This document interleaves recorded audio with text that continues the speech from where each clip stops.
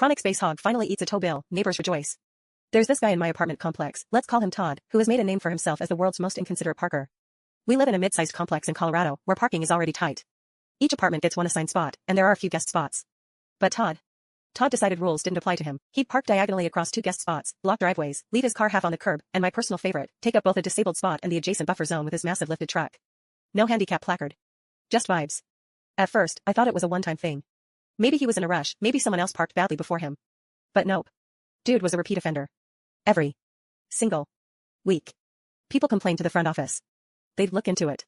Nothing happened. A few neighbors left notes on his windshield, which he promptly posted in the community Facebook group with laughing emojis, calling people parking Karens. So I decided, fine. You want to play that game? I'll bring receipts. Over the next 6 weeks, I became Petty Batman. I took photos every time he parked like an idiot.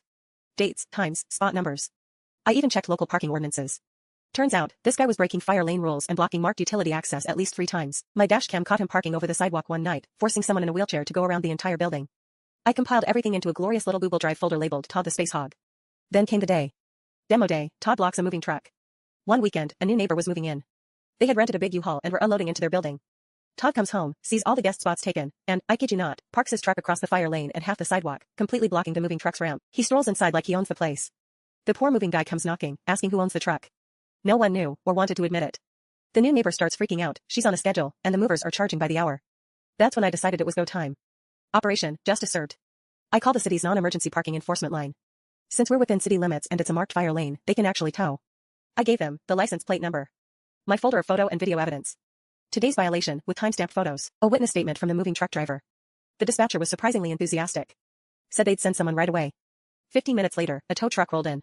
Another neighbor and I were casually watering plants when they showed up. Todd's truck got hoisted up onto the flatbed like a fallen titan.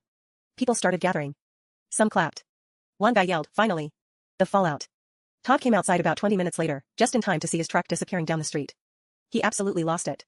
Screaming about how this is illegal and he pays rent too, etc. Someone asked if he wanted the number to the towing company. He flipped them off. The best part? I anonymously posted a summary, with photos, to the apartment's Facebook group. To the person who blocked a moving truck and a fire lane, the city towed you.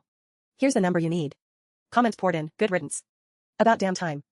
Whoever made the call, I owe you a beer.